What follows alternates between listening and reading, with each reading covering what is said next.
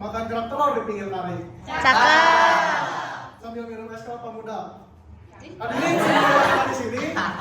Mari kita sambut presentasi ini dengan berbahagia. Waalaikumsalam. Kita ini dari kelompok Betawi akan mempresentasikan kebudayaan Betawi supaya hadirin semuanya bisa mengenal budaya Betawi. Sebelumnya perkenalkan nama saya. Perkenalkan nama Ayah Rizky Kurnia Pratama dengan NIM 2410842. Perkenalkan nama Aida Septiana dengan NIM 24107. Hai, kenalin, nama saya Tidak Pernah Jika yang NIM-nya 2407997. Kenalin nih, nama Ayah Alvina Serapasyana dengan NIM 2403464. Kenalin nama Aye, nama Kata Sasaga dengan NIM 2401110. Kenalin nama Ayah Gita Sintia Daud dengan NIM 2408387. Nah, mungkin lanjut untuk presentasi yang pertama yaitu mengenai sejarah. Nah, seperti yang teman-teman udah tahu ya, kalau misalnya suku Betawi ini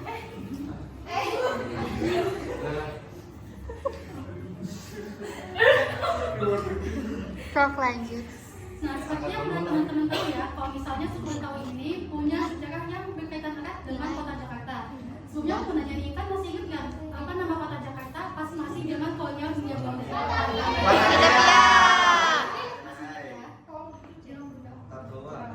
Nah, jadi kata Betawi ini diambil dari kata Batavia.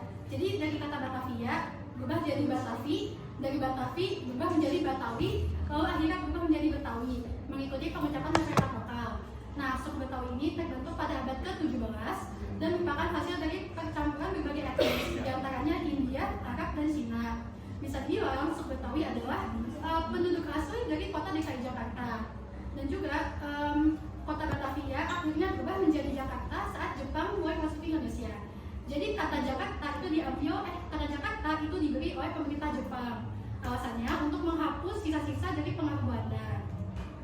Dan alasan kenapa kota Jakarta akhirnya menjadi ibu kota dari negara kita dikarenakan Jakarta ini sudah menjadi pusat pemerintahan sejak zaman kolonial Hindia Belanda.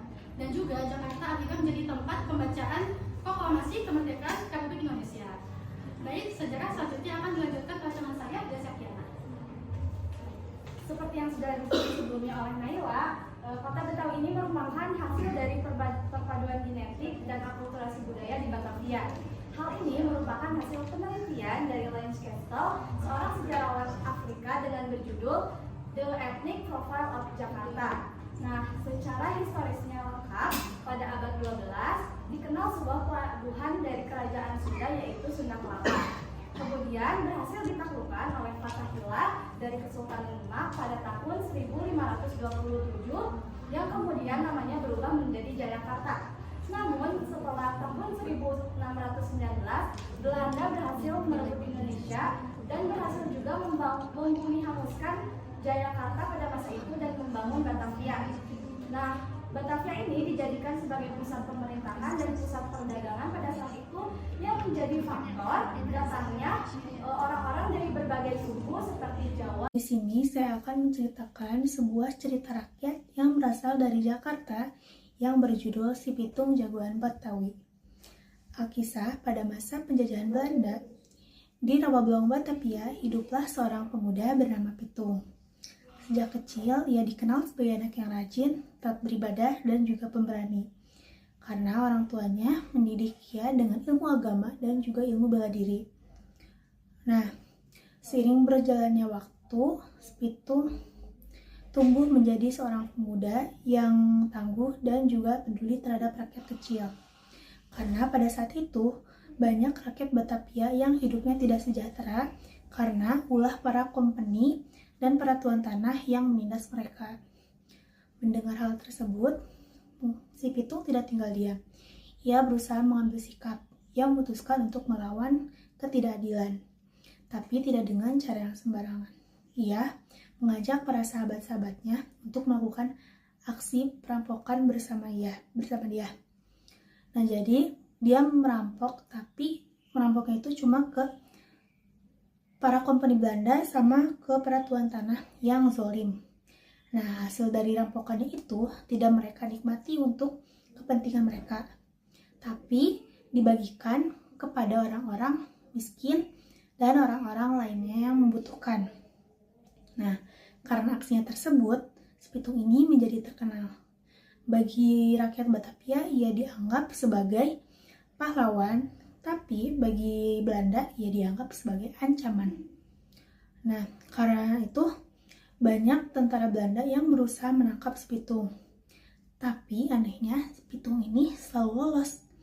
Konon katanya, si Pitung memiliki ilmu rawa rontek yang membuatnya kebal terhadap senjata tajam dan juga peluru. Namun, pada suatu hari, salah satu sahabatnya ada yang tertangkap oleh kompeni Belanda. Nah, sahabatnya ini diancam dan disiksa oleh kompeni Belanda agar mau membocorkan rahasia kelemahan si Pitung. Karena dalam tekanan yang berat, terpaksa si sahabatnya ini membocorkan rahasia kelemahan si Pitung, yaitu si Pitung tidak kebal terhadap peluru yang terbuat dari emas. Mendengar hal tersebut, Belanda pun sangat senang. Mereka kembali mengutuskan tentara yang lebih banyak lagi untuk menangkap si Pitung. Nah, si Pitung berhasil tertangkap dan salah satu dari tentara Belanda tersebut ada yang berhasil menembakkan sebuah peluru yang terbuat dari emas. Dan si Pitung pun tewas. Nah, meskipun Pitung telah gugur karena tertembak, tapi semangat perjuangannya tetap ada di hati rakyat Batavia, bahkan menjadi simbol perlawanan rakyat Batavia terhadap penjajah. Hai, nah di sini aku akan jelasin 3 makanan khas Betawi. Yang pertama ada kerak telur. Nah, di sini siapa sih yang nggak tahu kerak telur? Nah, ternyata kerak telur itu sudah ada sejak zaman kolonial Belanda. Nah, kenapa bisa terciptanya kerak telur? Nah, kerak telur itu tercipta karena saat masa itu wilayah Menteng sedang kelimpahan banyak sekali kelapa. Akhirnya masyarakat Betawi itu berpikir untuk mengolahnya dan akhirnya jadilah makanan yang diolah dengan bahan ketan dan juga kelapa tentunya. Nah, setelah itu di 1970 akhirnya mereka mulai mengedarkannya dan mulailah populer. Nah, lalu yang kedua ada soto Betawi. Sama seperti pada soto umumnya, seperti soto Madura. Nah, soto Betawi ini ternyata isinya ada jeroan, ada juga daging sapi. Tapi yang membedakannya itu, soto Betawi itu punya 2 bahan yang utama, yaitu susu kuda dan juga santan yang melimpah membuat air sotonya itu kental dan gurih. Nah, sebelum populernya istilah soto Betawi, nah ternyata dulunya itu dikenalnya itu dengan soto kaki Pak Musang. Nah, dipopulerkannya itu oleh Li Boenpo. Saat beliau sudah meninggal di 1991, akhirnya soto Betawi pun istilah soto Betawi itu mulai terkenal. Nah, yang ketiga yaitu kue pancong. Nah, kue pancong ini memiliki nama yang unik yang diambil dari kata istilah dari Jawa yaitu cong, yang artinya cangkir atau piring kecil. Dikarenakan kuenya seperti cangkir, akhirnya dinamakan kue pancong. Dan terlebihnya lagi, kue pancong ini sudah ada sejak zaman abad ke-17. Gini-gini doang ya biasanya. Nah, tapi nggak semuanya tari ondel-ondel ini digerakkan oleh manusia dengan berupa patung, karena ada tarian kreasi juga, tari kreasi ondel-ondel yang dimana langsung digerakkan oleh manusia.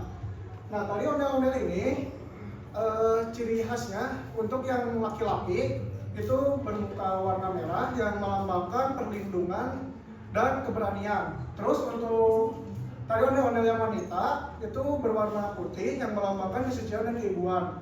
Kemudian untuk tarian ondel-ondel ini fungsinya awalnya dilakukan untuk tolak bala. Nah, tetapi untuk sekarang tarian ondel-ondel ini dilakukan untuk kebudayaan masyarakat Betawi, untuk penyambutan kayak pernikahan, terus pariwisata dan karnaval. Mungkin selanjutnya ada pariwisata yang akan dijelaskan. Bang, kok lagi nyari tempat piknik yang rame, asik, tapi masih nyari udah sendiri. Nih ayah bawain 3 tempat piknik yang kece dan wajib didatengin. Yang pertama, mau makan kerak telur, nonton danau ondel sambil liatin danau, cus langsung aja ke Satu Babakan. Satu Babakan adalah danau alami yang terletak di Jakarta Selatan, dan pada tahun 2000 tempat ini resmi dijadikan sebagai pusat perkampungan Betawi. Tempat ini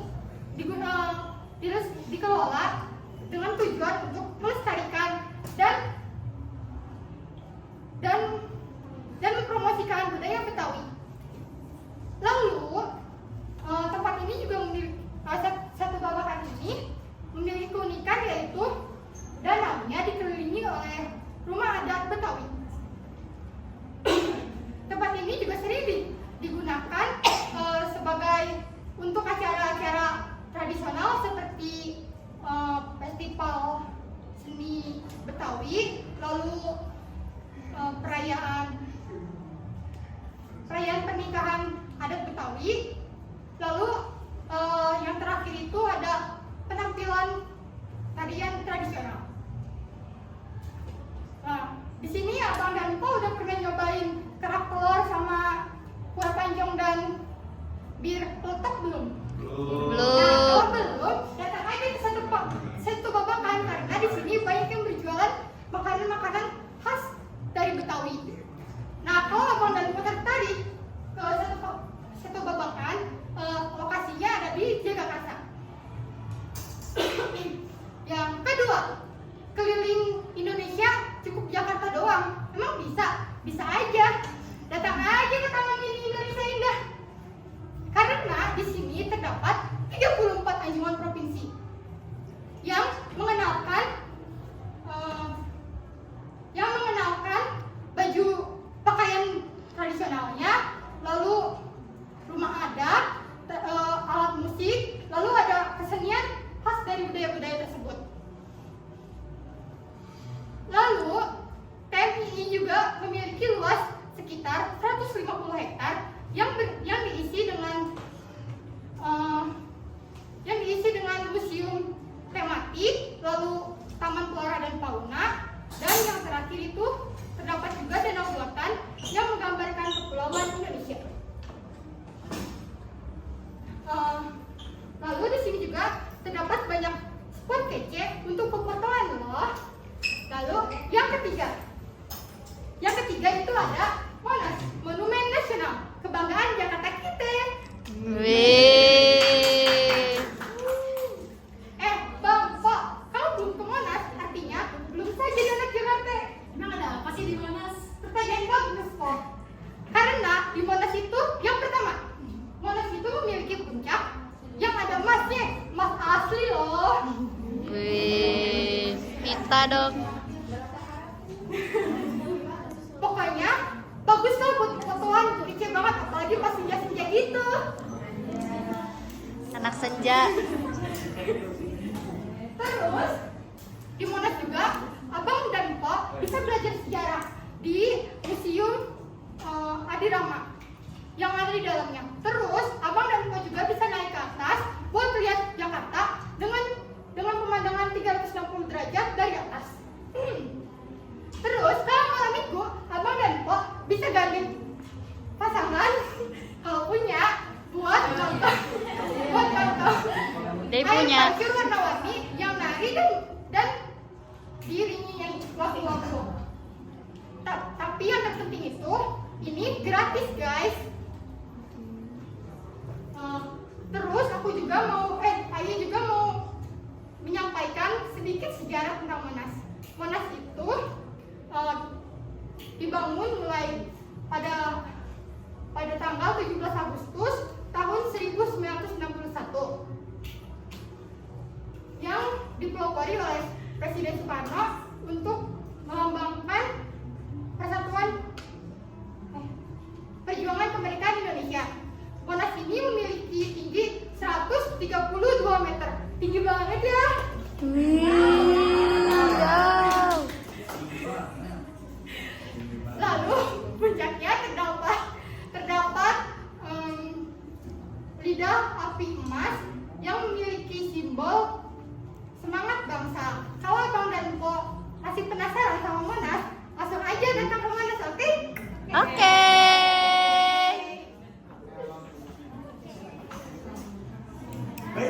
selanjutnya ada sebuah pertunjukan dari kreasi ondel-ondel dari teman-teman. Oke.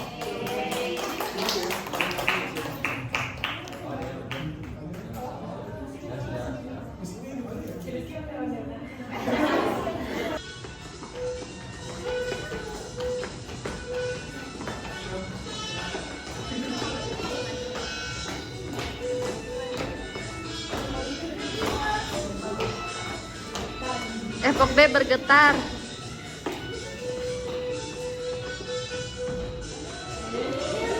Lucu.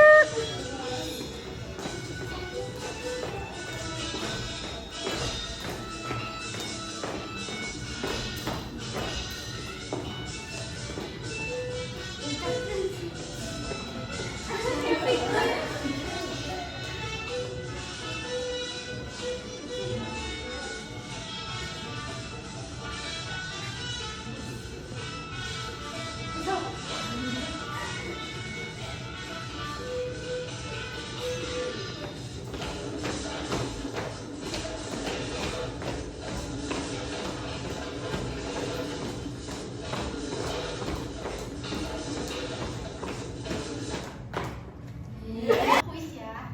Oke, yang pertama nih gampang banget nih. Suku Betawi terbentuk pada abad keberapa? Bisa. Abad ke-17 bukan? Ya betul.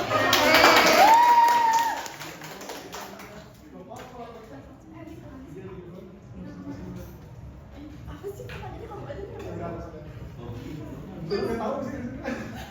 Masih Pak Haji. Siapa yang mempopulerkan istilah soto Betawi?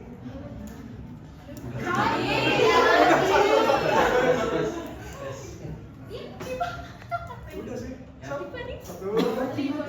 Ya.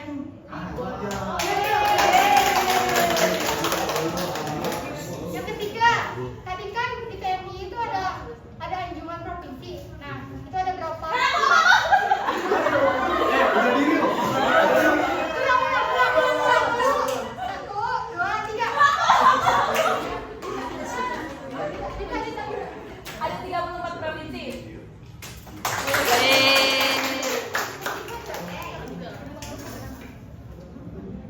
Panci. Makan goreng sama Ibu Kekasih. Cukup sekian untuk hari ini. Saya ucapkan banyak terima kasih. Wih.